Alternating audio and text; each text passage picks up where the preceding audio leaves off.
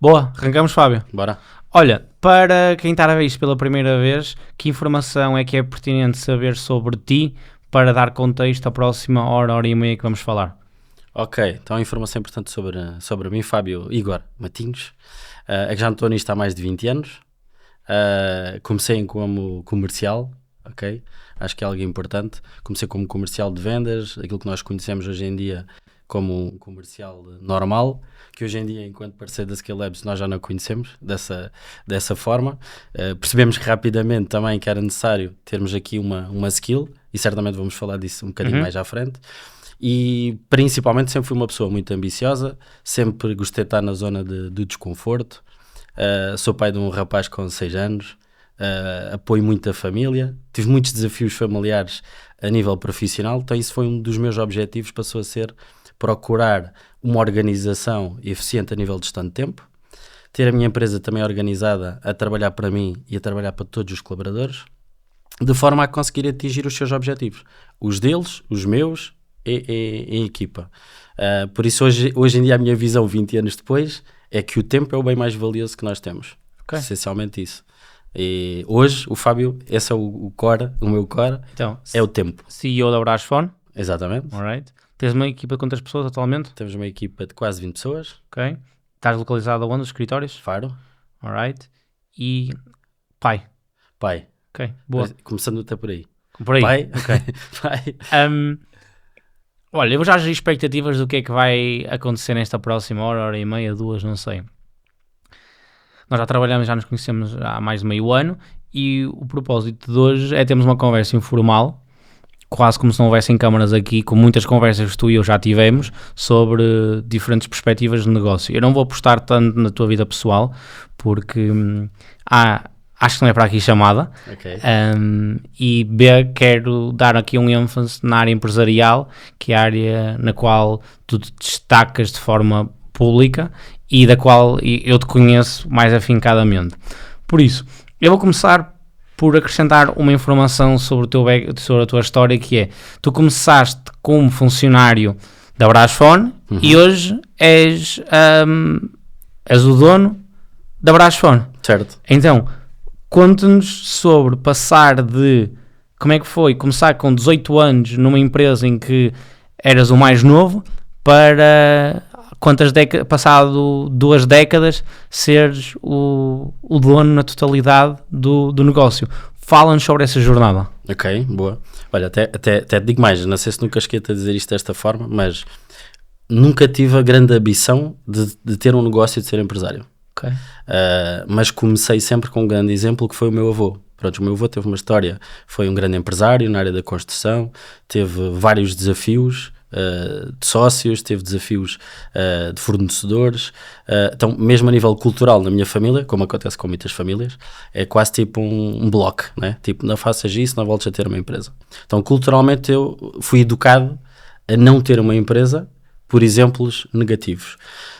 Mas tinha uma coisa, com 18 anos, que me apercebi, que tinha um gosto sobre a nível da tecnologia. Foi aí que começou a minha primeira paixão, tecnologia, e gostava de falar, gostava de comunicar, gostava de falar com as pessoas. Eu não tinha ainda uma consciência, aos 18 anos, como hoje em dia é possível ter, que a relação da comunicação com o conhecimento de uma hard skill, que tu consegues estar a trabalhar bem na área das vendas. Então foi uma coisa que aconteceu de forma natural. Comecei a trabalhar numa loja da Telecel na altura, hoje em dia Vodafone. Depois passei a comercial, destacaram-me como comercial para a parte da venda da internet, da primeira vez que apareceu a ADSL em Portugal. Depois passei a formar uma equipa tecnológica, depois passei a ser diretor comercial, por aí fora. Pronto, aquilo que eu senti que foi mais importante no meu percurso é ter mais conquistas, querer mais, ok? Nunca tive, na verdade, aquela vontade de eu, no final, quero ser um empresário. Mas, efetivamente, conforme me aproximava, e em função também do ecossistema que eu estava e que as pessoas que estavam envolventes a mim, iam-me voltando a picar. Culturalmente tinha quem me puxava para baixo, não era? Família, a dizer não faças isso, não vais por aí. Por causa do que tinha acontecido com o teu avô. Precisamente pelo que tinha acontecido com o meu avô. E então basicamente esse sempre foi um handicap. Quando é que para mim fez-me sentido ser empresário? Passou-me a fazer sentido ser empresário quando tu queres tomar ainda mais as decisões sozinho. Quando tu queres conquistar mais a nível pessoal. Quando tu começas a ter outros projetos a nível pessoal que sabes que precisas de escalar o teu negócio. Quando tu sabes que estás a ajudar as tuas famílias e a família de quem trabalha contigo. E dessa forma, ser empresário é a forma mais rápida, enquanto tu estás em vida, de conseguir lá chegar. Então foi esse o percurso nos últimos 20 anos. Para mim parecem que são 40, na verdade, mas Ok, então começaste com 18, comercial, foste subindo, depois também podemos estar quase 3 horas só a contar esses 20 anos, mas foste subindo, tiveste a primeira percentagem da empresa, depois aumentaste a tua percentagem na empresa e mais recentemente tornaste-te majority holder da empresa. Olhando agora para o crescimento dela, o que é que tu queres levar? O que é que tu queres que a Brasphone seja? Ok? Então, tu começaste a empreender dentro de um negócio que não era teu, tornaste sócio, foste crescendo, agora o negócio é na totalidade tua. Isso acontece também porque tu queres implementar as tuas próprias visões. Certo. Okay? Porque se tu não quisesse implementar as tuas próprias visões, não tinhas a ambição de ser dono do negócio e ao longo do tempo sempre achaste que as coisas tinham de ser feitas de formas diferentes e por isso é que tornaste sócio, entre outras razões, mas eu acredito que esta seja uma delas. Então, o que é a Brasphone hoje e o que é que tu queres que a Brasphone seja daqui a 20 anos? Por isso, há 20 anos começaste, hoje és sócio maioritário. O que é que queres que daqui a 20 anos, não sei se daqui a 20 anos já tens essa ideia, mas daqui a 10, qual é que é o ponto de sucesso do grupo Brasphone? Ok, sim, tenho essa ideia bastante clara, até porque para mim também ter a Brasphone é um pouco para criar a história. Okay? Ou seja, criar a história daqui a 20 anos, quando forem falar do Fábio ou quando forem falar sobre a minha história, o que é que eu fiz? Então escrever um pouco essa história. Rapidamente percebi que nós tínhamos uma responsabilidade, a Brasphone, que é, nós tínhamos acesso a conhecimento, a minha equipa começou também rapidamente a conseguir implementar soluções que ajudam as empresas, okay? Nomeadamente a nível de solução cloud, a nível de comunicações, e começámos a sentir, e inclusive este ano foi crítico, ou seja, quando criámos o Brasphone Codebook. O que é o Brasphone Codebook? Nós criámos um manual que tem a visão, a cultura, os valores, e é um exercício incrível. Porque tu, quando vais criar isto, que é o beabá que se fala das empresas, tu és obrigado a refletir, tu és obrigado a pensar. E qual é que foi a principal conclusão? É que nós temos uma responsabilidade de ajudar as empresas a que vivam o mais tempo possível. A gente sabe que 90% das empresas morrem nos primeiros 7 anos. Então, como é que é possível a gente ajudar as empresas a viverem 15 anos, em vez de 7? Ok? Então, e nós temos essa responsabilidade. Como? Vocês, por exemplo, também têm essa responsabilidade, na minha visão, já falámos um pouco sobre isso, que a Scale Labs tem um método que é aplicar uma fórmula que vocês descobriram e que implementam a nível de vendas. De A muito bem. a Z. E que funciona muito bem, nós comprovamos, e temos muita gente a dizer que funciona muito bem. E nós temos a tecnologia, nós temos o software que permite também dar suporte a isso. E hoje em dia as empresas precisam ter as duas coisas. E eu gosto de fazer uma analogia, é a mesma coisa de, antigamente haviam empresas, só as grandes empresas corporate é que podiam ter acesso à tecnologia. E hoje em dia qualquer empresa pode ter acesso à tecnologia. Uma empresa com um colaborador, uma empresa, pode ter acesso a essa tecnologia. Então, este é o ponto que nós estamos, ou seja, quase como o Bill Gates. Bill Gates tinha a visão de toda a gente ter um computador pessoal. Então, eu daqui a 20 anos quero ter ajudado a que as empresas portuguesas, uma fase inicial das empresas portuguesas, tenham vivido mais tempo do que apenas aqueles 7 anos. Ok. Aumentar a longevidade das empresas usando o apoio tecnológico. Exatamente. A clareza dos números, dar as ferramentas que permitem as empresas serem mais eficientes e conseguirem ter essa informação que hoje em dia não têm. Tu já me conheces um bocadinho de fora do podcast, por isso eu tenho aqui temas que quero falar contigo, que são temas que eu me pergunto a mim próprio. Ao longo destes anos que tu és, há quanto tempo é que tu és CEO do grupo? 7 anos. Okay. Enquanto CEO. Durante estes 7 anos, tiveste muitas pessoas que entraram e pessoas que saíram. Yeah. Okay. Tu despedes uma pessoa por achar que ela não está alinhada ou com as expectativas, ou com a visão da empresa, ou com a tua, correto? Sim, isso é uma coisa que aprendi mais recentemente, na verdade. Ok? Eu despedia mais pelos resultados. Ok? Na verdade, até o que tem acontecido muito dentro da Brasfone é que as pessoas automaticamente se despediam. Por não atingirem os resultados? Por não atingirem os resultados, por ter chegado a uma altura em que nós tínhamos isso demasiado claro, ou seja, já temos isso mesmo muito claro, já há muitos anos que temos isso claro. Então, se esta é a expectativa deste resultado e se tu não estás a atingir 1 mês, 2 meses, 3 meses, se tiveres pessoas de verdade, essas pessoas vão se despedir até antes próprio de tu teres que o fazer.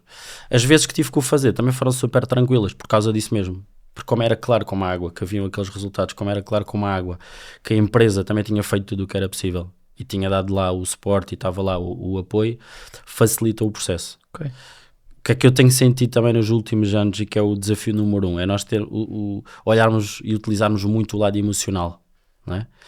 E temos que às vezes guardar um pouco o lado emocional naquela caixinha e usar mais o lado racional, que tu isso és muito bom. Então, e olhando para essa caixinha, visto que uma empresa é tão boa quanto o talento que nela trabalha, o que é que faz-te o CEO indicado para a Brasfone? Ou seja, faz uma pergunta de outra maneira que eu não entendo. Okay. Tu foste despedindo pessoas que não estavam alinhadas ou a produzir os resultados. E vais buscar pessoas mais capazes. Ok. O que é que te leva a crer que tu és o CEO indicado para levar este grupo do ponto A ao ponto de sucesso? Essa é uma boa pergunta. Ou seja, isso basicamente, aquilo que é a minha visão hoje, tem muito a ver com alinhar as pessoas que entram e as pessoas que estão dentro de casa com a cultura. O que é que eu fazia antigamente? Quase que a cultura estava muito fragmentada, não era clara, ok? O facto de ter colocado a cultura de uma forma mais clara, escrita e que está alinhada comigo, enquanto CEO, quase que acontece ao contrário, que é eu, enquanto CEO, tenho os meus valores e a minha cultura. E fui imprimi-los na empresa. E as pessoas que vão entrando têm que se identificar com eles. Okay? Essa é a minha visão. Porquê? Porque hoje eu só sou o CEO e eu já lá estou. Então, se isso acontecer de forma mais natural, as coisas vão também atingir um determinado resultado. Ok. E acreditas que és a pessoa indicada para o cargo? Enquanto não houver ninguém a provar que é melhor que eu, sim. Okay. Então, E estou disponível para isso. Isso é um bom ponto. Sabes que eu digo muitas vezes à equipa, então, idade não é um cargo. Alright? Idade não é um cargo. Esta é a minha visão, é o que funciona para mim, para o meu negócio. Eu tenho um contrato comigo próprio e que mostrar à minha equipa que diz que se nós não atingirmos, o objetivo é estarmos a faturar entre 8 a 10 milhões nos próximos 5 anos, aliás um bocadinho menos, mas no contrato diz que se eu não atingir, eu tenho que me demitir como CEO. Ok. Porquê? Porque a empresa vem primeiro do que eu. E em conseguir separar o lado emocional, eu tenho que conseguir fazê-lo isto primeiro comigo próprio. Certo. Então, eu não posso dizer eu gosto muito de ser CEO e eu tenho que dizer eu mereço ser CEO. E no dia que eu não merecer, e alguém o merecer mais do que eu vou ter que dar esse passo para cima, porque ter que me preocupar com outras coisas. Mas eu tenho esta capacidade de dizer, ok, se alguém vier mostrar que merece mais do que eu, vai produzir mais resultados, então este lugar está à predisposição. Tu sentes que tens a capacidade de pôr o ego de parte e abertura para alguém mostrar que merece mais do que tu liderar algo que é a tua visão? Sem dúvida. Até porque esse foi o percurso que eu fiz. Ok. Ou seja, até voltando aqui um bocadinho atrás, voltando a pegar no percurso. Antes de a Brasfone existe há mais de 20 anos. Então existia um CEO antes de mim. Certo. E esse papel eu fui conquistá-lo. Ou seja, eu fui conquistar o papel de CEO. Ok? E mais do que isso, ao adquirir também a empresa, a Full, também me faz, e na minha cabeça faz todo o sentido, porque é uma convicção minha, são estas duas. Uma, eu sou substituível. 2, a empresa também nasceu para ser vendida. Não tenho o conceito de que é um bebê meu e que é para ficar comigo o resto da vida. Não tenho esse conceito, zero. Então a empresa tem estas duas situações e eu posso ser substituído. Se eu for substituído é bom sinal. Quer dizer que alguém conseguiu fazer um trabalho muito melhor do que eu. Posso continuar na mesma como sócio? Eu até posso vender a minha parte? Eu até digo mais, eu acho que se tu fores substituído com sucesso, tu fizeste um excelente trabalho. Eu defino o objetivo de uma empresa, eu tenho 2 grandes objetivos, não sei se concordas, é que A, ela não dependa de mim, e B, que ela consiga crescer sem mim. 100%. 99% das empresas não têm a possibilidade do founder CEO trocar-se. Porquê? Porque não conseguiu criar uma standardização de processo, não conseguiu criar um distanciamento entre ele e a execução. Então isto não é uma empresa, isto é alguém que tem um trabalho e depois tem meia dúzia de pessoas a ajudá-lo. Mas para atingir um nível de sucesso, eu vou dizer de verdade, uma empresa a faturar mais de 100 milhões, 200 milhões, tu tens que conseguir remover-te dessas operações. Tendo isso em mente, e tu estás a criar também essa, ultimamente, e desde que estamos a trabalhar em conjunto, tu criaste cada vez mais uma operação, sobretudo comercial, e o Fábio está aqui, a operação comercial está aqui. Para ela, tu começaste a ser comercial, hoje já não és, e já tens uma equipa que nós estruturámos e que criámos e implementámos em conjunto. Nesta separação de ti, do service delivery, para o Fábio CEO, em que só está na gestão, quais é que são as grandes dificuldades que tu encontras no momento que te separas do day to day? As grandes dificuldades é tu, às vezes, tu veres, né? Inevitavelmente tu veres que há ou resultados ou ações que podiam ser feitas de uma maneira diferente, de uma maneira melhor, ok? E tu ficares ali com aquela cena de fogo que podia estar a tua equipa a fazer algo e tu achas que podia estar a fazer melhor. E tu achas que eles iam fazer de outra maneira? Isso, ok. Isso. Sim, de outra maneira que daria um resultado melhor. Porque também não sou... Eu gosto de ter uma frase que é: eu não discuto estilos, discuto resultados. Boa. Ok? Se fazes uma coisa de uma maneira diferente, mas dá um resultado melhor, fixe. Porreira, há mais um estilo que descobrimos que permite dar aquele resultado, melhor ainda. Se tu amanhã fizeres outra coisa de outra maneira diferente, com outro estilo e que também dá resultado, espetáculo. Já temos 3 estratégias, já temos 3 formas diferentes de fazer coisas que dão resultados. Ótimo, está tudo bem. E se quiseres usar as 3, em vez de uma que é a vencedora, também está tudo bem, porque também aquilo chega a um determinado resultado. A questão é, aquilo que às vezes me custa mais é quando tu vês que a equipa não está a conseguir desenvolver ou ter a parte criativa ou a parte proativa de se reinventar, e é necessário tu às vezes teres que ir lá, ok? Ou seja, ainda não tem a tal autonomia que tu estás a falar, ainda não tem a tal autonomia, seja departamento, seja em equipa, okay? Isso achas que é pelo nível do talento ou é pela infraestrutura que tu criaste que ainda não está otimizada para isso acontecer? Porque eu divido o talento entre talento A, talento B e talento C, e depois tenho expectativas diferentes para cada um dos talentos dentro da minha organização. E o que tu estás a pedir é a capacidade de se reinventarem, a capacidade de olhar para o problema e trazerem uma solução e não de virem perguntar ao Fábio, para mim é a definição de um talento A. Sim. Então, a incapacidade atual da tua equipa de o fazer é porque não tens talentos A o suficiente, por isso é o facto de o talento em si, ou é porque tu não criaste uma infraestrutura desde o dia 1 que propicia as pessoas a terem que ir à procura dessas respostas, vence e perguntar ao Fábio? Acaba por ser as duas mais uma. Ou seja, sim, tu tens de ter mais talento do tipo A, tu tens talento do tipo B que se transforma no tipo C, ok? Quase como a lógica do Jack Welch, ok? Quase como a lógica do Jack Welch dos 70-20-10, ok? Em que tu tens 70% das pessoas que vão para os 20% e tens algumas dessas pessoas que vão para os 10%, que são os menos bons. E que tu, na verdade, tens que os ir retirando.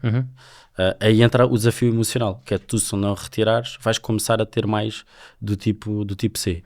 Então, esse é um ponto, que é o timing em que tu tens que ter aquela ação. Às vezes é um desafio retirares e teres mais do tipo A. Sobre esse momento. Sim. Sobre esse momento, eu gosto muito desse momento. Eu sei. Então, eu olho para o tempo como o recurso mais escasso que eu tenho na minha vida. E porque sei que vou morrer. O dinheiro, uma pessoa, depois de aprender a fazer, vai sempre fazendo mais. Eu acredito que quem tem menos tolerância ao erro ganha dentro de uma organização. E como eu sei que entre mim e o meu ponto de sucesso, que é a visão que eu tenho para a Scale Labs, eu sei o que é que eu preciso. Ou sei o que é que eu não preciso. E quando eu tenho um talento que não está alinhado com a dimensão do crescimento do negócio, eu corto o quanto antes. Ok. numa fase inicial, quando não há poder económico, é normal, tens que buscar um talento extremamente bruto e vais demorar a transformá-lo em bruto para polido. Mas à medida que vais crescendo e estás num ponto como tu estás, e que felizmente a Skillabs também entra já está nesse momento, a tolerância para transformar o bruto no polido é cada vez mais curto. Yeah. Porque a pergunta não é se tu és capaz de ser jogador de futebol, é quantos anos é que tu vais demorar para seres um jogador de futebol. Yeah. Bom. E qual é que é a predisposição da minha empresa para esperar para tu chegares. Então eu tenho uma tolerância muito, muito curta para a transformação do talento bruto para o talento polido, mas também tenho uma máquina para o fazer. Então para mim é só o que tem que ser feito. Então a pergunta que eu te faço é: qual é que é o nível de tolerância que tu tens para transformar o talento bruto em talento polido, que é basicamente transformar um talento B num talento A na tua organização, no ponto que ela está hoje em dia. Tudo isto porque dissemos que não tens uma organização ainda capaz de solucionar os seus próprios problemas, capaz de se desafiar diariamente e ainda muito dependente do CEO, o Fábio. Então e concordámos que o talento ainda não está lá. Então, qual é que é o teu nível de aceitares ou tolerância de polir um talento B num talento A? Eu acho que aí a resposta até acaba por ser: nós temos que criar quase uma frame que seja clara para a outra pessoa. Ou seja, criar mesmo um plano do A, de A a Z, qual é que é o tempo, qual é a tua expectativa, okay? Algo que nós construímos muito recentemente, e tu dizes: ok, tens 3 meses para chegar a este resultado. Após 3 meses vamos definir o próximo semestre e vamos definir aquilo que são as expectativas do semestre e do ano a seguir.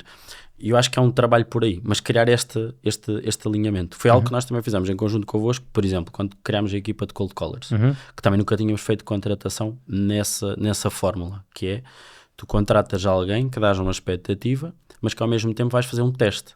E se a pessoa passar naquele teste, com base num determinado resultado, com base num determinado período, ok, entra dentro da equipa. E eu acho que o segredo, que é isso que nós também estamos a testar neste momento, é estar sempre a fazer estes testes. Ou seja, nós estarmos constantemente a fazermos testes. Eles vão alargando ao longo do tempo, mas o teste tem que ter uma coisa clara, que é: tem que haver um crescimento de resultado. Ok? Não pode ser uma linha reta. Esse era outro erro que nós fazíamos, que era: nós definimos, ok, os teus objetivos são trimestrais, só que depois eram trimestralmente iguais. Então tu não estavas a ter crescimento. Se tu não estavas a ter crescimento, o que é que nós acabávamos por estar a sentir? A própria pessoa acabava por estar a sentir, que é: deixava de ter objetivos ambiciosos. Porque se eu já fazia 1000 e no próximo trimestre vou ter que fazer 1000, mas que eu já domino muito mais do que dominava no trimestre anterior, eu não estou a crescer. Então isso foi algo que nós também internamente aprendemos e que também tivemos que redesenhar. Por isso, para mim, neste momento, o critério acaba por ser a pessoa ter que estar sempre em crescimento de resultado. Okay? Mesmo que cresçam 1% todos os meses. Ao mês. Mas tem que ter essa linha de crescimento. Eu aí não concordo contigo. Quer dizer, não concordo. É para a minha infraestrutura, eu tenho um nível de exigência superior, porque eu sei que vou morrer. E o ponto de sucesso do que realmente se quer atingir daqui a 20, 30 anos é tão lá ao fundo ainda, tão distante, que não permite a learning curve. Yeah. De ser 1%. E o que tem funcionado para nós é uma liderança muito clara, em que toda a gente sabe que essa tolerância não é dada. Yeah. Em que nós não andamos crachás de 5º lugar. Isto é uma competição.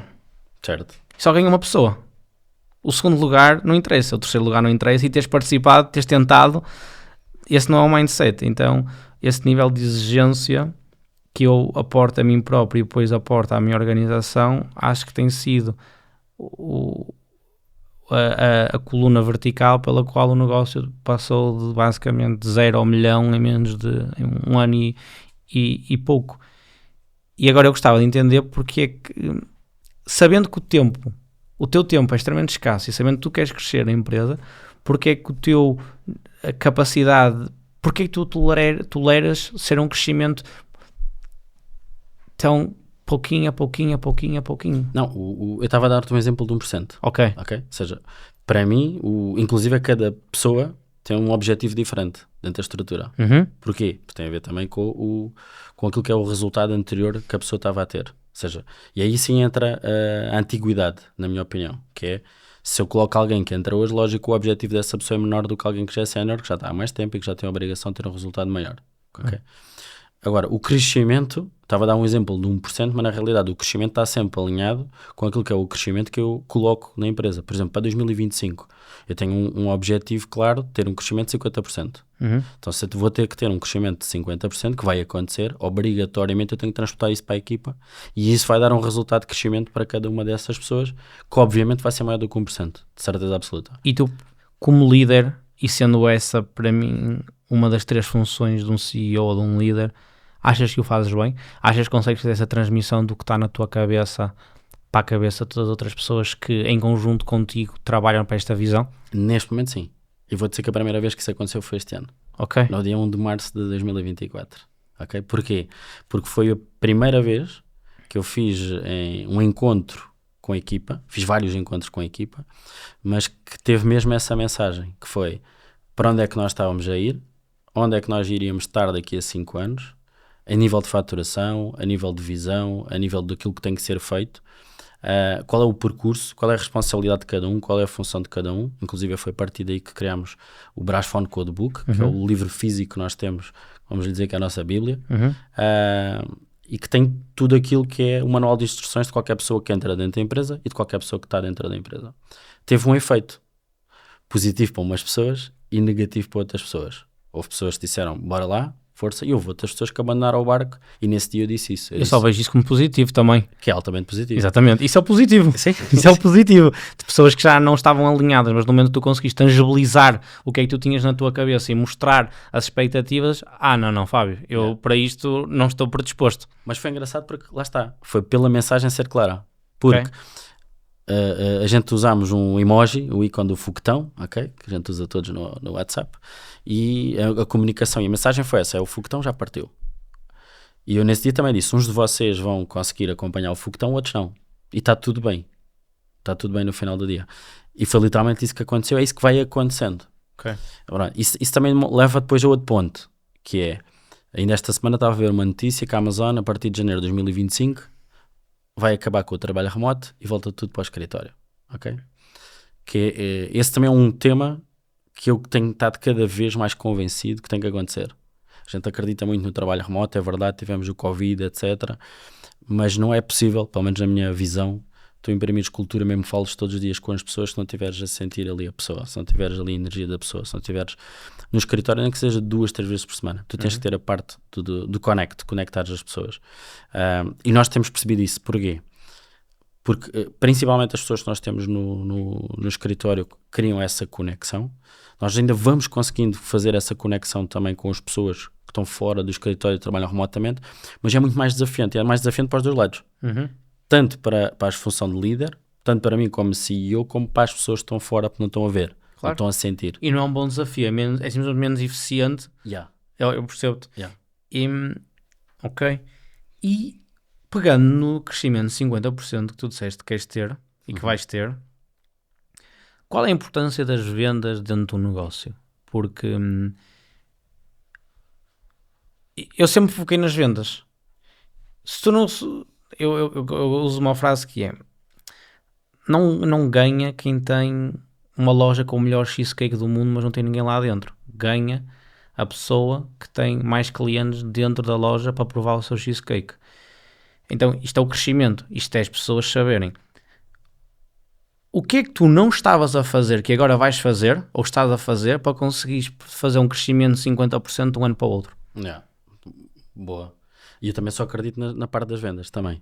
Para mim, essa é a estratégia, é o foco. Okay? Tanto é que o grupo Brasphone tem mais vertentes, né? Temos a vertente tecnológica, a vertente das comunicações e a vertente da energia. E nós, inclusive, é só dar-te como exemplo, quando abrimos a operação da energia, que foi quando fomos abordados pela EDP, na prática nós fomos fazer um clone daquilo que nós já tínhamos. Ou seja, fomos contratar pessoas para novas funções de vendas.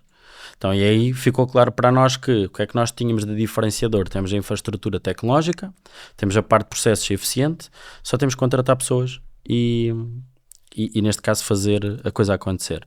O que é que fizemos em conjunto convosco e que trouxe efetivamente muito mais clareza e que é muito mais fácil e com confiança dizer que vamos crescer 50%, porque é quase copy-paste. Eu tenho dito isto a muita gente, ou seja, no momento que tu crias a estrutura, que tens o cold caller, tens o demo caller, tens o closer, tens isto assente no pipe drive, o lead nurture, que tens todo o processo, tens as estratégias de marketing das princesas, como tu chamas, do inbound, a misturar e tudo isto a fazer a máquina no ecossistema de A a gerar leads até ao Z que tu fazes o fecho e entregas o serviço da solução. Tu quando começas a ter estas métricas, ok, no pipe drive, tu quando começas a ter estas métricas, tu começas a ter mais confiança. Confiança para quê? Que é aquilo que já falámos também algumas vezes e que eu vos vou desafiando também. Colocar mais pessoas. Claro. Ok, é muito mais fácil ter... Tens os números porque consegues fazer uma previsão de 500 chamadas, com um funil dá não sei quantas reuniões, que dá não sei quanta taxa de show-up, que dá não sei quanta taxa de scales, que dá não sei quanto de fecho, então eu já sei que com este input vou ter este output. Se eu duplicar este mais ou menos também duplica ou mais do que duplica, então a diferença entre esta linha e esta linha é só mais volume. E o que é preciso para aplicar mais volume? É mais pessoas. Exatamente. Ok. Basicamente é isso. Ou seja, essa é a confiança que sinto hoje e que sinto que a minha equipa também assente e vai criando mais pica, ok? Estamos numa fase em que precisamos ainda de imprimir mais clareza aos heads, ou seja, aos team leaders, etc. Criar essa skill também tem sido o meu principal desafio, ou seja, passar aquilo que é o meu conhecimento, aquilo que é a experiência para eles, ok? Ao mesmo tempo, esse é que eu acho que é o grande desafio, e tendo essa experiência, tendo essa máquina toda oleada que obrigatoriamente tem que acontecer até ao final deste ano, ou seja, o que está em progresso tem que ficar concluído obrigatoriamente ao final deste ano, é fácil chegar ao dia 1 de janeiro e dizer, ok, agora este ano só temos que fazer mais 50% e o plano é este, a responsabilidade é esta, cada um vai ter um objetivo a mais de 20% ou 30%, mais a equipa nova que vai entrar e nós vamos ter este resultado por consequência. E tu próprio concordaste que as vendas é tudo. Yeah. Como CEO, porque é que tu acordaste para essa realidade há 6, 8 meses, o que seja? Tipo, o que é que foi o fator de dizer, ok, foram bastantes anos a trabalhar, sobretudo inbound e tendo alguma organização, para dizer, ok, vamos pôr aqui uma velocidade 5, vamos também trabalhar com o Scale-Ups e bora construir uma infraestrutura comercial do zero. O que é que foi o clique que se fez dentro de ti para ser aquele momento da mudança? Eu não vou perguntar porque é que foi a mudança, porque a mudança, isto é 2 mais 2 é 4. Se queres crescer o teu negócio, precisas de vendas, por isso é óbvio que a razão pela qual. A pergunta é, qual é que foi o timing, o que é que aconteceu ali que tu disseste, ok, está no momento de dar este passo e fazer esta mudança? Ok. Eu sei o dia. Okay? Lindo. Eu sei o dia, foi num dia dos meus anos, ok? Então eu sei o dia. E nesse dia foi o quê? Numa conversa que eu estava a ter com um amigo, em que ele me perguntou porque é que eu fazia o que fazia, ok? Porque minimamente em termos de vendas e respondendo à parte das vendas, primeiro é a função que eu gosto mais de fazer, para além de si eu gosto mais de fazer de vendas, gosto de fechar negócios, aquela pica, aquela adrenalina, é aquilo que eu sempre gostei, foi a minha paixão. E facilmente eu conseguiria ter esse resultado e eu tinha o resultado que queria. Da mesma forma que mais ou menos a minha equipa ia tendo aquele resultado. Então era um jogo e foi essa conversa que eu tive com esse meu amigo que era, para mim isto é um jogo. Como jogava Age of Empires, jogo de estratégia há muitos anos atrás. Okay? Não sei se vocês conhecem. Sim, eu não conheço, mas também olho para os negócios como um jogo. Eu costumo dizer que é o Candy Crush, porque é um jogo que tem quase níveis infinitos, então eu penso sempre no negócio como Candy Crush. Mas... Então, igual. Só que eu já estava aborrecido com aquele jogo. E a gente às vezes tem que jogar outro jogo. Okay. Ou com aquele nível.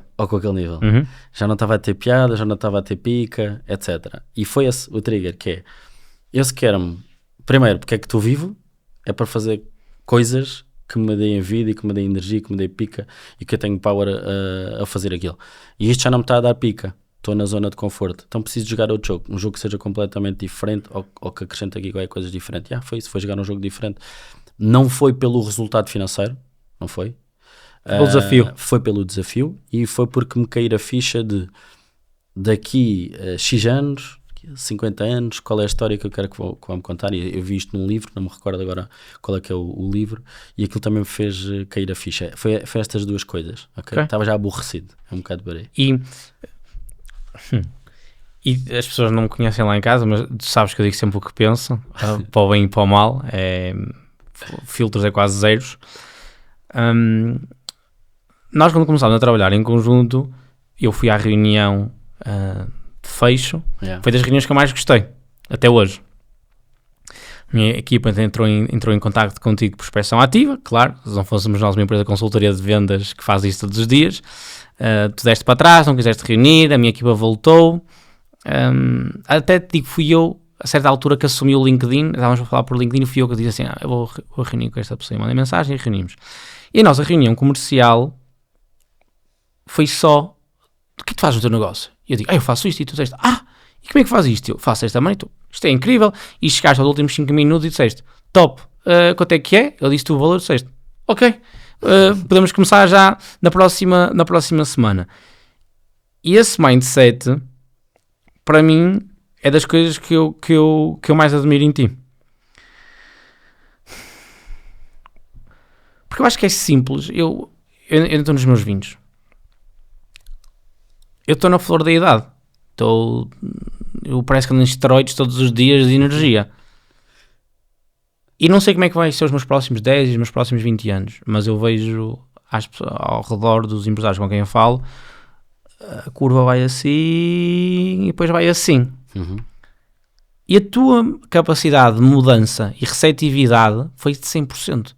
Tipo, tu literalmente chegaste e disseste, sim, bora montar. Montar tudo. Do zero. Fazemos isto tudo acontecer. Então, a pergunta é, quanto do teu sucesso é que tu vem do teu mindset? É uma boa pergunta. E é desafiante a resposta. Porquê? O grande desafio é a equipa acompanhar essa loucura. Boa. Ok, esse é o desafio. Por isso é que a minha equipa chama-me o furacão. Okay. E eles normalmente têm medo de, quando eu começo uma reunião, dizer, malta, tive uma ideia. E eles normalmente dizem, estamos tramados. Estamos tramados. Este gajo teve mais uma ideia e vai mudar isto tudo e o cacete está tudo maluco. Então, esse é o desafio. Eu sou um gajo impulsivo, deu para perceber. Sou um gajo impulsivo, mas sou lógico. Também não tenho impulsividade para coisas que não têm lógica. Okay. Então eu sabia, no momento que nós tivemos essa reunião, que era algo que nós estávamos a precisar. Ou seja, eu sabia que era necessário reestruturar o processo comercial, principalmente na parte do outbound, e que eu ainda não tinha descoberto a fórmula. Por isso é que as minhas perguntas a ti, como é que vocês faziam, foram muito incisivas nesse sentido. E a resposta que tu me deste foi muito alinhada com aquilo que eu queria ouvir. E foi interessante porque estávamos a falar e a Liliana por acaso estava ao meu lado. Eu lembro-me. E eu disse, Fónix, este gajo pareceu há 20 anos atrás. Mesma forma de falar e tudo. Não era tão direto como tu. Eu nunca fui tão direto como tu, na verdade. Ainda bem, se calhar. Ainda bem. Mas eu também, porque sou gêmeos, eu estou um bocadinho mais fofinho. Hoje em dia já sou menos fofinho. Ok. Mas sem sombra de dúvida que também não é bom para as equipas nós estarmos sempre a mudar coisas. Agora, eu senti que aquilo era uma mudança brusca, mas que é muito importante acontecer naquele timing. É também importante, eu acredito mesmo nisto, que nós não possamos estar a fazer muitas mudanças. Porque se fizermos muitas mudanças, a malta fica confusa. A malta vai, até este gajo disse quanto é que isto é que era bom, estamos a apontar para aqui agora, isto é que é bom, e estamos a apontar para ali. E não damos o tal tempo para ver os resultados e as implementações. E depois vai ser desafiante para a outra parte que tu me perguntaste ainda há pouco, qual é que é o timing para despedir alguém. Também não é justo, e não faz sentido despedir alguém que não teve um determinado resultado, se eu não lhe dei tempo dela se adaptar à nova estratégia. Se eu mudo a estratégia toda, eu mudo a forma toda como ela faz, está a sair de uma zona de conforto e passa a entrar numa zona de desconforto, que eu acredito que temos de estar sempre nisso, numa zona de desconforto, zona estamos a evoluir, mas também temos de dar esse tempo. Então, hoje em dia, de uma forma mais ponderada, eu vejo que é necessário não estarmos sempre a fazer mudanças e temos que bloquear, temos que fazer um roadmap, ou seja, dizer assim, até tenho esta ideia, é fixe. Fazer o plano. Vou fazer um plano e vou depois dizer... stick to the plan. Exatamente. E vou guardá-la. Yeah. Guardá-la aqui, ok? Mesmo que eu acho que é muito boa, aguenta, ok? Vamos guardá-la aqui. Também já falámos várias vezes, somos alinhados na parte da ação. Bora, vamos implementar. Mas perceber, primeiro, quem é que vai implementar e segundo, fazer testes. Tipo, não implementar na equipa toda. Bora testar isto, vamos primeiro pôr um cobaia a fazer isto. Ver resultados e depois trazer ao resto todo. Yeah. Sobre esse... por isso, respondendo à pergunta, é basicamente a capacidade, o mindset do líder ou dos líderes é o que causa o sucesso ou insucesso de uma empresa, porque uma empresa cresce mediante o talento que nela trabalha e mediante as ambições das pessoas que nela comandam. Então, eu nunca conheci um líder que não tivesse uma ambição alta e tivesse uma empresa de sucesso. Eu acho que não acontece, eu estava a ambicionar fazer 100 mil euros e por engano tenho uma empresa de 100 milhões e nunca tive essas ambições e nunca quis crescer. Eu acho que deve haver casos, mas eu acho que é muito mais de querer. Até porque eu não sei como é que isto funciona contigo, mas eu olho para a Scale-Ups como um veículo. Certo. Um veículo. Eu acho que existe o ponto A e o ponto de sucesso. E depois existe o caminho de do ponto A ao ponto de sucesso. O ponto A onde é que tu queres estar agora, é onde tu estás agora, e o ponto de sucesso é onde tu queres estar. E este ponto de sucesso pode ser 5 anos, 20 anos, uma década, 3 décadas. E depois é escolher o veículo. Yeah. E há veículos que são muito mais propícios para o insucesso ou para o sucesso. Margens, disponibilidade de mercado, aberturas, mudanças. Então, para o teu ponto de sucesso, tu acreditas que a Brasfone é o melhor veículo? E se não fosse, tinhas a capacidade de admitir isso? Sim, sem dúvida. Okay. Tanto é que houve momentos que eu admiti que a Brasfone naquele cenário não estava a ser o melhor veículo. E das duas uma. Ou eu consegui reinventá-lo, que é isso que temos estado a fazer, ok, ou o gajo fica por aqui. E às vezes é preferível criar um do zero. Porque aquele veículo...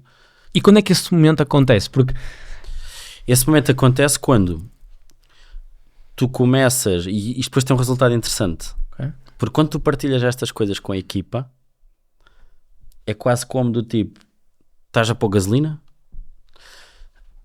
só que a equipa acende e aquilo entra em chamas. Só que aquela chama é positiva. Porque está toda a gente a saltar ali, então toda a gente tem que fazer coisas para aquilo acontecer, ok? Por medo, ok, afinal isto estava tranquilo, mas afinal não está tão tranquilo, então temos que dar aqui um boost, e aí tu percebes quem é que está contigo e quem é que não está contigo, começa logo por aí, okay. E tu aí começas a ter, ok, se calhar isto até pode funcionar, mas acontece também quando tu sabes, ok, se até agora isto não funcionou, posso mudar isto tudo e vou ver outra forma que funcione, pode ser que funcione, tipo last change. Mas essa decisão é baseada ok, então para reconstruir o que nós estamos a dizer é, eu não tenho um negócio e estou a abrir um negócio e o meu objetivo é faturar 1 milhão e o veículo é o negócio que nós estamos a montar, e há veículos que são mais propícios para o sucesso do que outros. O facto das margens é um ponto muito importante, criar monthly recurring revenue é outro ponto muito importante, a dificuldade de implementação, e tu tens a capacidade de dizer, eu sou empresário, e se não for com o veículo A, é com o veículo B e é com o veículo C, e eu hei de chegar lá ao veículo, e tens a capacidade emocional de te separares do veículo, independentemente se estivesse lá há 20 anos e dizer, este veículo levou-me do ponto A, se calhar do ponto 1 ao ponto 2, mas não me leva do ponto 2 ao ponto 3, se calhar foi o suficiente para faturar 10 milhões, okay. Mas não é o suficiente para faturar 100 milhões. Certo. Sim, então, sim. Em duas partes. A primeira é, se tu achas que tens o veículo para faturar 100 milhões. Não, para faturar 100 milhões não tenho. De certeza absoluta. E... Não é de certeza absoluta. Não tenho da forma como ele está hoje. No mercado que está. No mercado que está hoje, ok? Mas sei algumas coisas que têm que ser feitas para poder transformar esse veículo, fazer um upgrade desse veículo, ok? Imagina, transformar o Mercedes no Ferrari. Num Bravos. Ok? Por exemplo, ou num Bravos.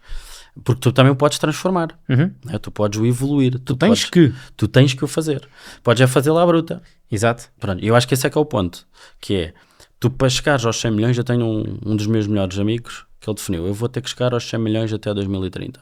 Ponto.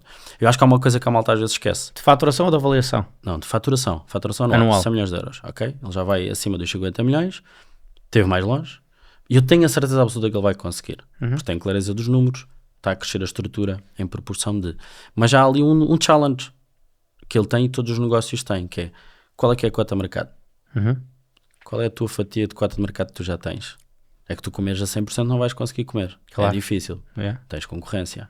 Tens pessoas que não querem. Pronto. Então, tu tens que entender a tua cota de mercado e perceber se tens cota de mercado para isso. Isso são números, isso não é o achómetro, isso é literalmente números. É quantos possíveis clientes é que existem no mercado, quantos é que eu estou a servir, quantos é que eu não estou a servir, quem é que são as outras pessoas que o estão a servir e realisticamente que cota, qual era o máximo que eu conseguiria servir a essas pessoas sem demorar 100 anos, sem demorar 200 anos e fazer as contas se o número de pessoas que eu consigo servir ao valor que eu estou a cobrar porque average client value, fazer as contas e perceber se isso bate certo com a faturação que temos como ambição. Exatamente. E ainda assim, esse número convém ser um número que tenhas margem. Porque senão o que é que pode acontecer?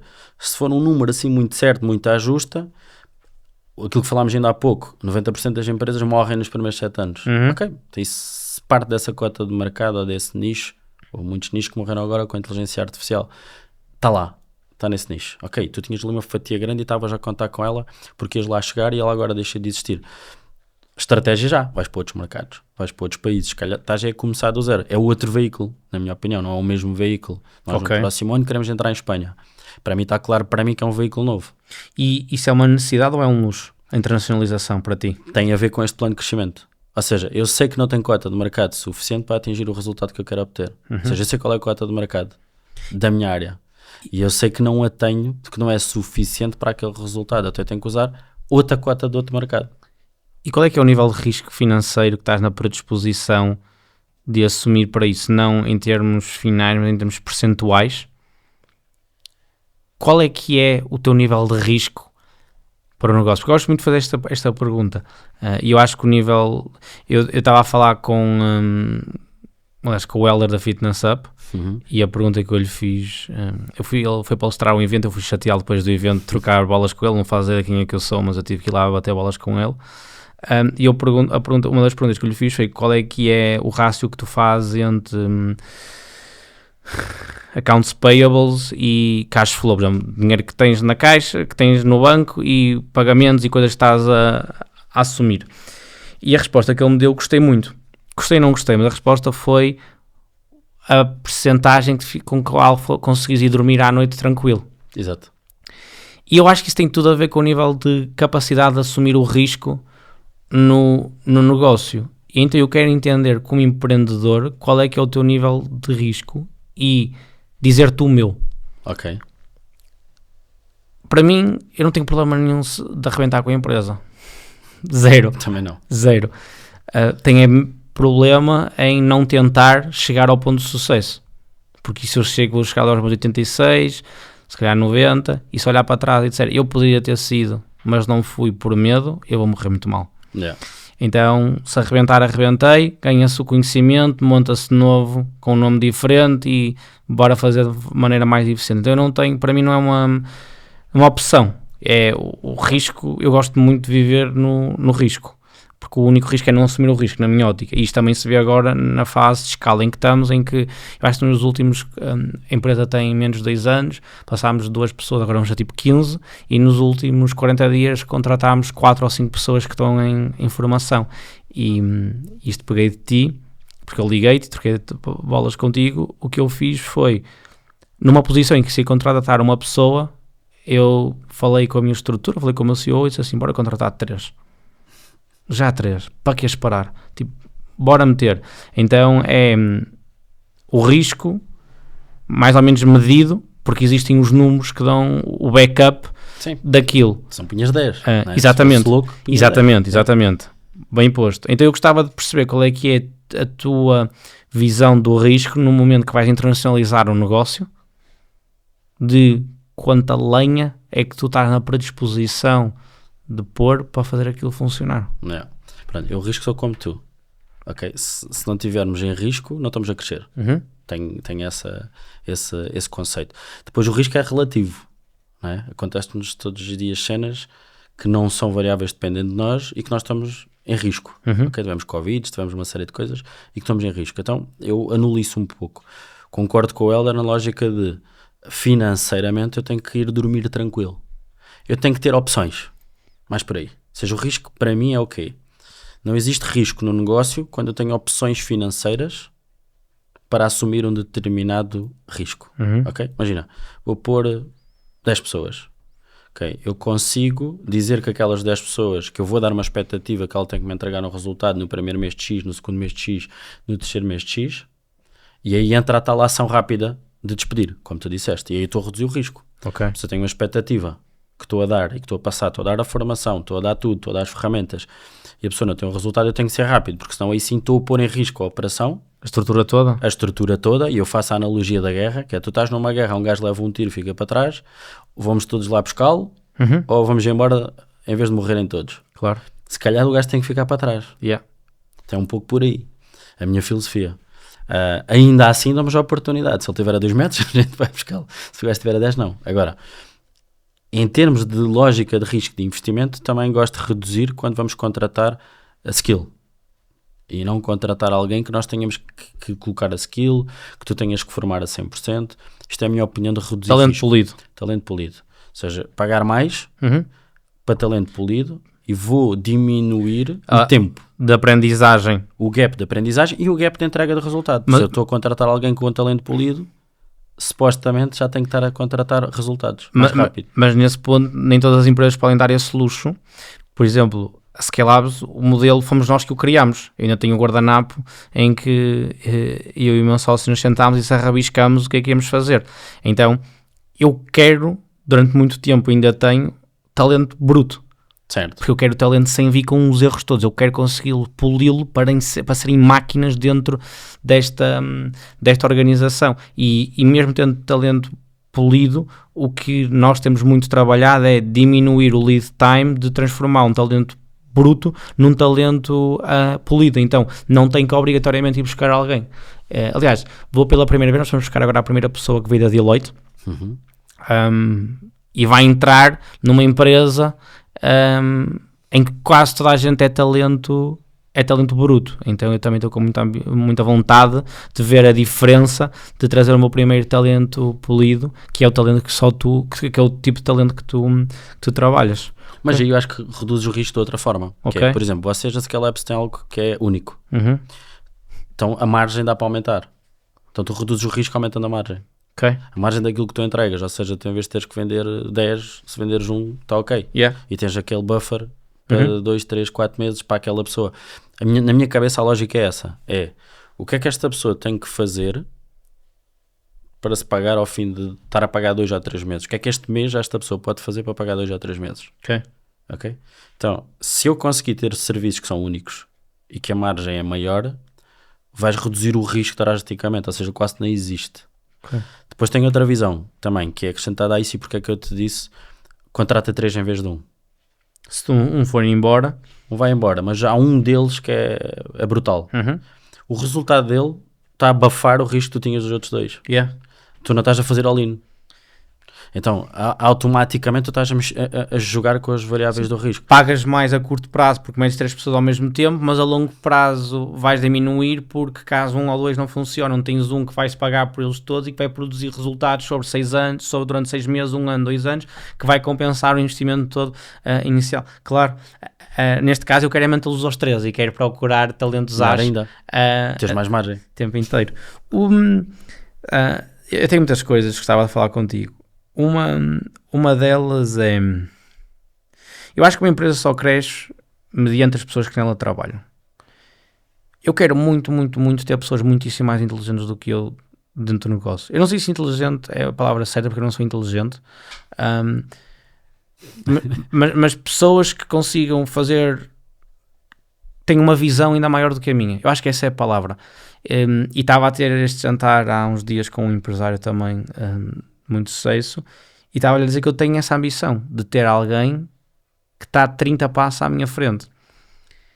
E a resposta dele foi, mas eu depois não tenho, o que é que eu faço dentro, o que é que ele faria dentro da organização se tiver essa pessoa? Isto leva muito à razão como é que eu olho para os negócios, e era aí que eu queria chegar, fui dar a volta longa, que é, eu não olho para o negócio como o ganho financeiro, isso é muito pouco importante. É um resultado natural das coisas serem bem feitas. Eu olho para o negócio como um objetivo de vida. Eu tenho como objetivo de vida ser a melhor versão de mim própria, tanto no lado pessoal como no lado empresarial. E para mim são as únicas duas gavetas que existem no alto dos meus 20 anos, dos meus 20.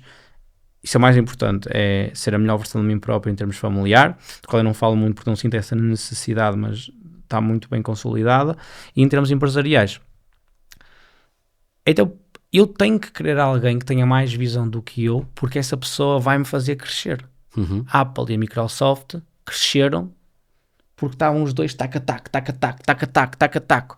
Mas se a Apple não tivesse competição, nunca ia subir, porque nunca teria de estar a olhar para trás a perguntar: uou, estes gajos são bué da bons.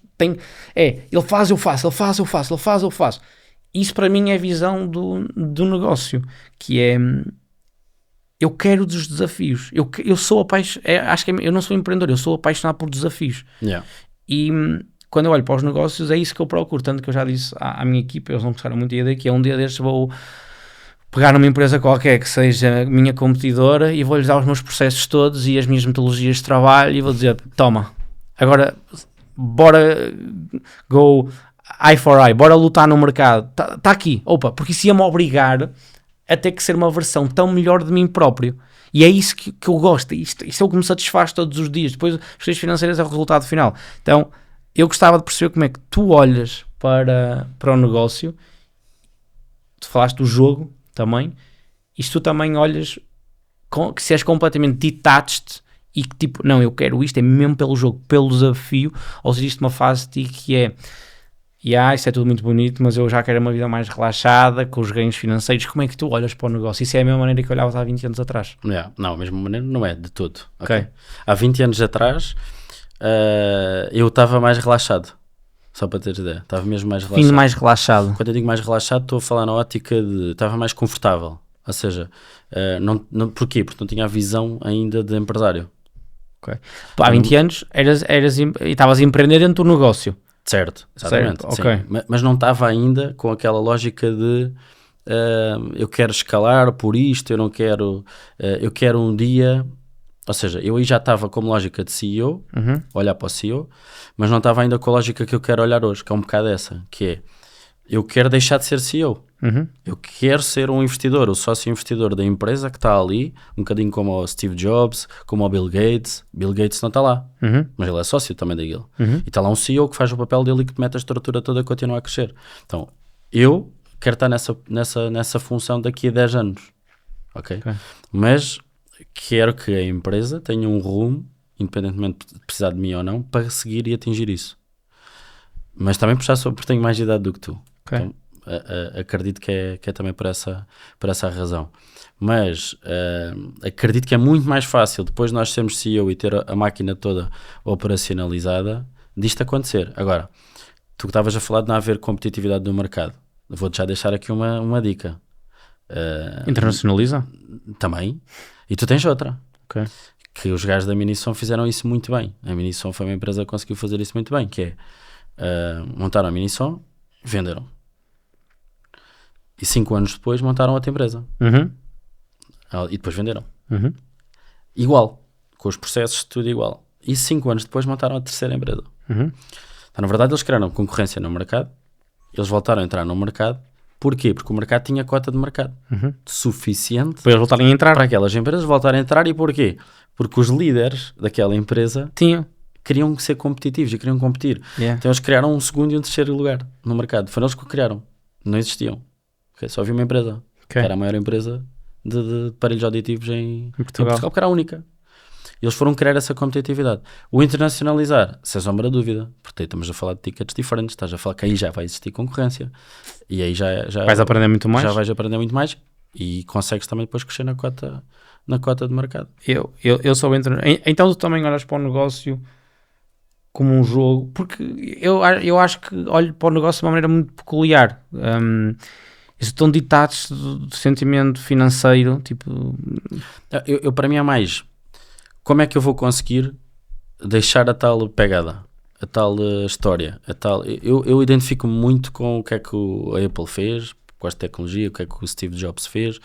Lógico que sei que não tenho um produto unicórnio como o deles, nem tão perto nem de longe, mas sei aquilo que disse há pouco, que é, eu sei que aquilo que nós estamos a fazer neste momento em Portugal, mais ninguém está a fazer, que é ajudar as empresas mais pequenas, as PMEs, as médias A viverem empresas, mais anos. Exatamente, a viverem mais anos. Porque toda a gente, todas as empresas tecnológicas acabam por apontar muito para as grandes, ok? Para as grandes empresas, para as médias empresas, e o mercado mais pequeno acaba por estar ali a andar à deriva. Não sabe o que é um CRM, não sabe o que é KPIs, não tem objetivos definidos claros, não tem nenhum processo de vendas.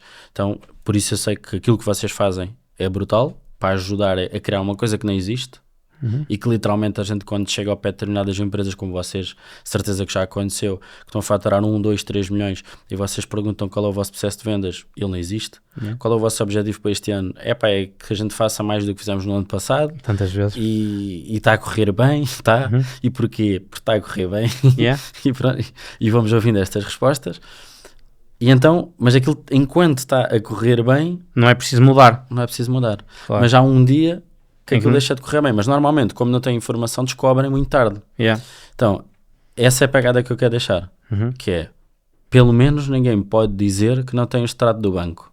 As empresas olham para o extrato do banco, vão lá todos os dias, o dono do negócio, deixam lá ver se eu tenho dinheiro na conta. Tenho, porreiro. Então, para além de ver o dinheiro da conta, ver o resto, que é tudo aquilo que é importante para a consequência do dinheiro no banco. Então, essa é a minha visão, é aquilo que eu quero fazer, é a pegada que eu quero deixar, que é quantas empresas daqui a 20 anos é que nós ajudamos a viver mais anos. Mais 20 ou 30 ou 40 anos, basicamente. E depois também para terminarmos, num mundo em que o tempo é o asset mais valioso, como é que tu proteges o teu?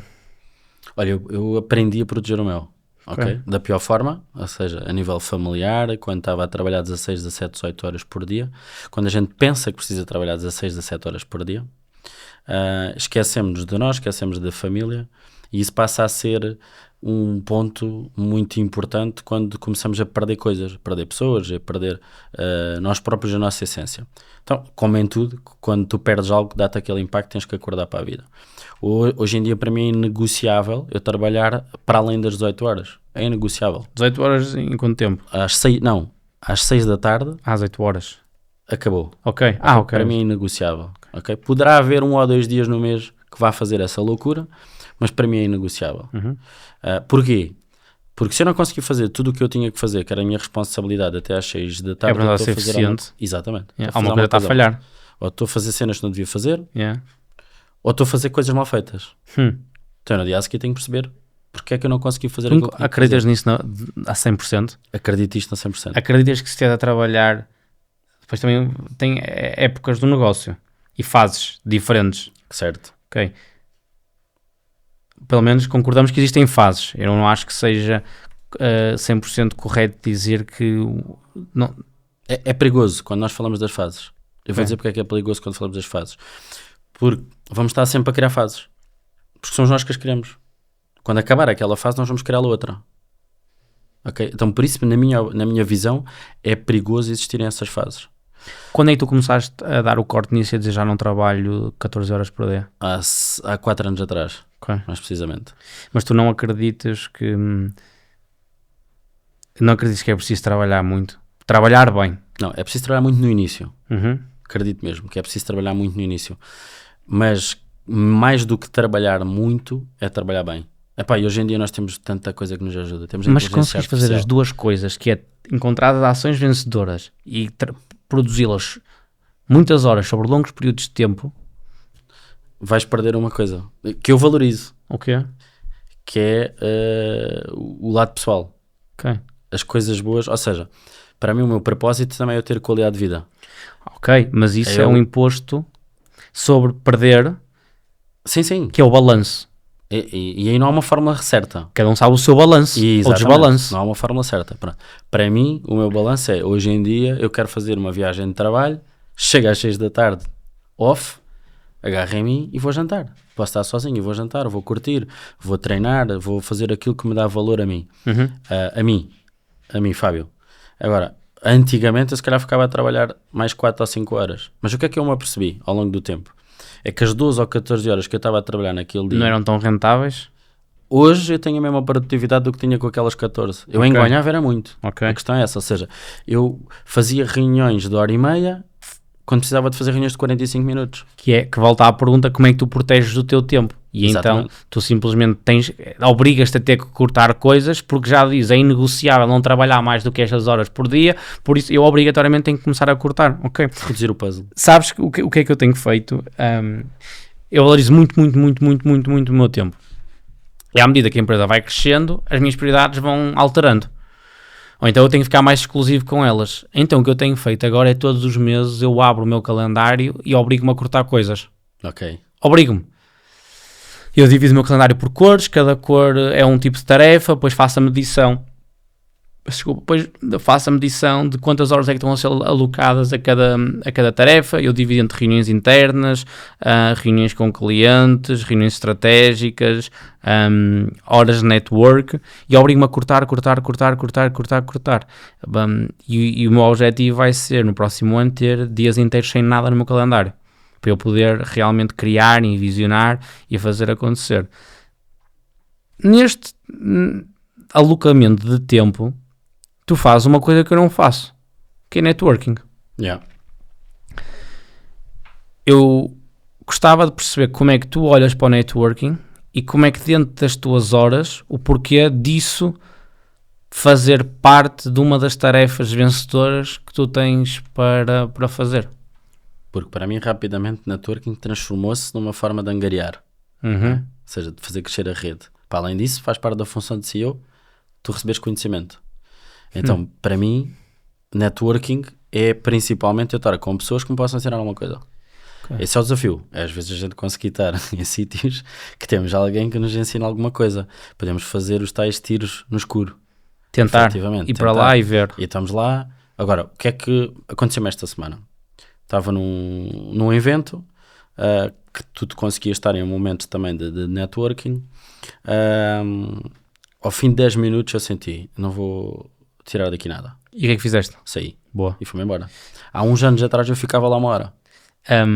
Ficava lá a olhar para aquilo, Perder percebia tempo. que ia estar a perder tempo e nada. Ou seja, e aí concordo 1000% contigo, o asset mais valioso que nós temos é o tempo, e temos mais do que isso. Gosto de ser isto não está a minha equipa. Respeitem a vossa agenda. Uhum. Se está lá, vocês têm que respeitar. Quando às vezes vocês dizem, mas o cliente ligou, é urgente, eu tenho que trocar este bloco de tempo. Não há urgências, Yeah. não trabalham no INEM.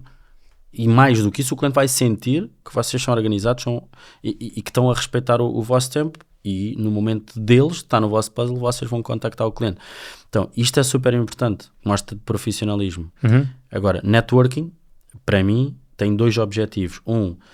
Estar em locais que sei que vou conseguir comunicar a minha empresa, que vou conseguir comunicar a mim, vou conseguir comunicar a nossa visão, e que daí, por consequência, veio potenciais clientes. Uhum. Mas segundo, neste momento, Aquisição de clientes. aquisição de clientes, Ok. certo? E segundo, para mim neste momento, é ter pessoas que estão a evangelizar aquilo que nós estamos a fazer. Ou Ok. seja, ter pessoas que estão a falar o que é que nós estamos a fazer de soluções cloud, mas estão a falar com prazer, com pica, que estão mesmo a referenciar, ok? Então deixares ali aquela mancha em que aquela pessoa, tal e qual como vocês fazem, ou seja, irem a determinados eventos ou estarem presentes em determinadas ações, e que vão garantidamente estar a evangelizar o que é que a Scalabs faz. Mas isso são os nossos próprios eventos.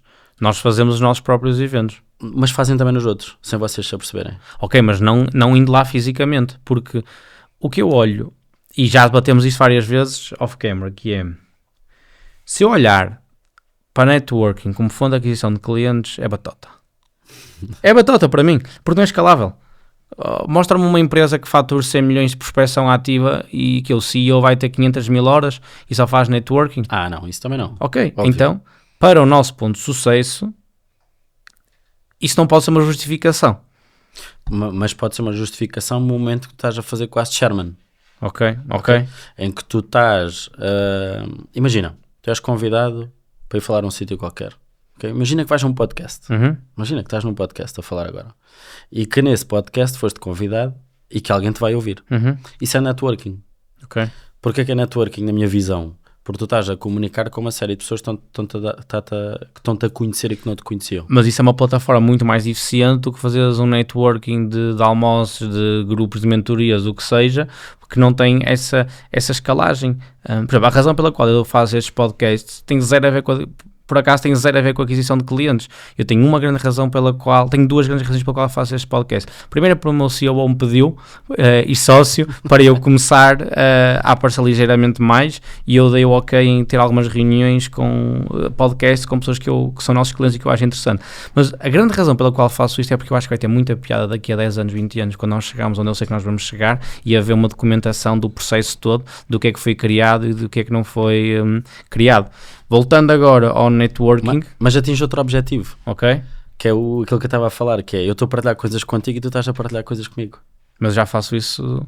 A única diferença é que está a ser gravado. Exato. Essa é a única diferença. Mas, em termos de networking, por isso que estás a falar é outro. É um networking de eventos que se chamam eventos de networking, não é? E que tu vais lá para isso. Ou mentorias, e que tu vais lá para isso. Sendo que eu não vejo uma mentoria como networking, por exemplo. Então qual é que é o propósito de uma mentoria? Uma mentoria é despertar necessidades, é dar ferramentas, é mais lógica de formação, na minha opinião. É acompanhar, é guiar, ok? E é por isso que o fazes? É por isso que participas em mentorias? Eu participo em mentorias principalmente para conhecer outras pessoas que me possam ligar a outras, ok? Acaba por ser um pouco de networking, ok? Por exemplo, as mentorias todas que eu entrei era porque havia pessoas estratégicas que eu poderia fazer determinadas parcerias, ok? Posso abordá-las diretamente ou posso estar dentro de uma mentoria que em simultâneo dá-me esse resultado, mas que em simultâneo vai criar relações em rede. Eu posso dizer que no último ano das mentorias que eu tive, que posso estar temporariamente, 1 mês, 2 meses, 3 meses, acabou, mas continua a ter efeito. Porquê? Porque eu fiz conexão com pessoas que estavam nessas mentorias, umas continuam, outras já não, mas que essas ligações são muito fortes, ficam criadas muito fortes. Ou seja, o que é que eu quero dizer com isto? É muito mais rápido tu criares uma relação forte, como por exemplo eu criei com o Mafra, que nunca tinha estado com ele e que se calhar ia estar com ele num café ou num encontro e dizer bom dia, boa tarde e adeus. E ali fomos quase obrigados a ter que nos conhecer, a ter que nos conectar. E a partir daí se cria outra rede de networking que está a trabalhar à volta daqueles contactos, daquela mini rede. Okay? Tu vais expandindo aquela rede, vais criando uma teia. É mais por aí. Eu tenho que investigar mais e começar-me a pôr no... Mas temos que escolher as certas. Esse é que é o desafio, por isso é que eu estava a dizer que às vezes vão ter no escuro.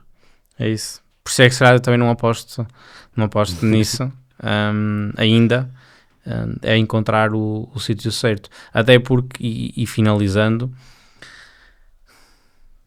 eu acho que há dois períodos: o período em que tu pensas e o período em que tu executas dentro do negócio. Neste preciso momento o plano está muito bem traçado.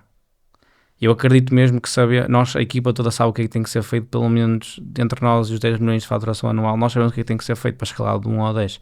Então todos os momentos que não sejam estar a fazer o que tem que ser feito, têm que ser justificados na minha cabeça para o que é de o fazer. Por exemplo, este podcast eu tive que me justificar e que a minha equipa me justificasse porque é que este podcast era prioridade, vendo estar agora mesmo no escritório a fazer o que tem que ser feito. E todas as minhas ações no dia-a-dia são uma troca.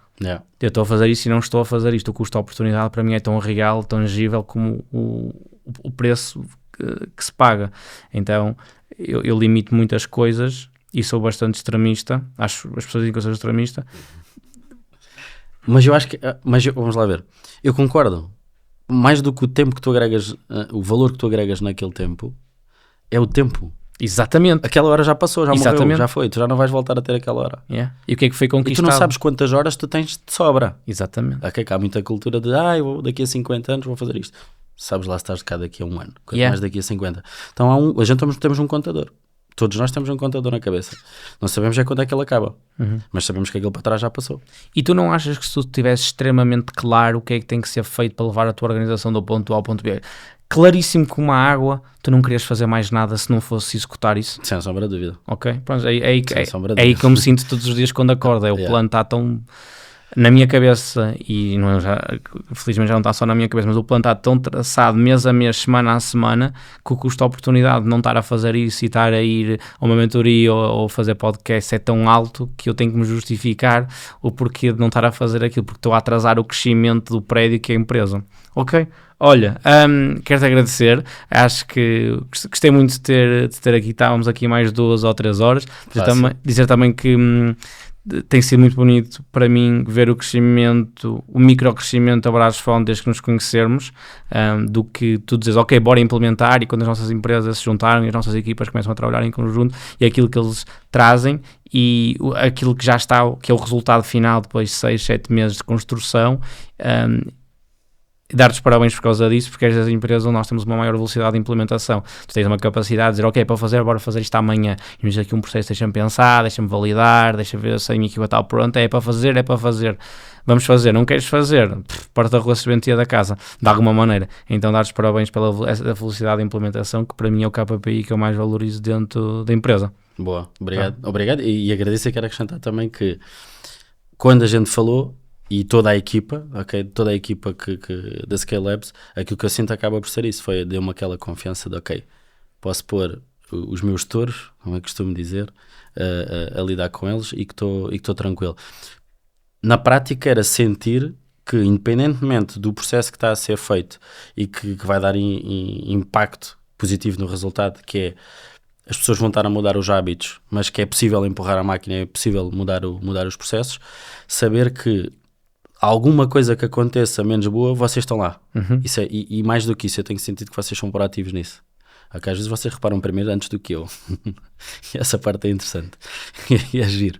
Mas o que ao mesmo tempo também me deixa lixado comigo. Do tipo, porra, porque é que eu não reparei nisto? Yeah. Então, quero agradecer a isso porque eu sinto que vocês fazem parte da minha equipa. Quando eu falo da Scale Labs, o que é que eu digo? Pá, eu tenho ali mais 5 ou 6 pessoas que trabalham, fazem parte da nossa equipe. Agora somos 15. Agora já somos 15, mais 15 pessoas. Então é giro por isso, e todas as pessoas que eu já falei, que já trabalham convosco, sempre foi isso que eu disse. Lindo, que não sabia. Mas se tu queres contratar 5 ou 6 pessoas, sem de pagar um ordenado, e sem teres um contrato, trabalho só com eles. Lindo. Então acaba por ser isso, e aí também quero agradecer, porque vocês têm um serviço que não existia, efetivamente, e que ajuda a trazer essa clareza. E eu sinto cada vez mais que estou próximo dessa clareza. Sei que quando tiver a total clareza, como tu tens hoje, que vou meter-me em mais risco. Tenho a certeza absoluta disso. Queimar tudo. Que é queimar tudo. Top. É isso, estamos fechados. Obrigado por teres vindo. Vá, obrigadão.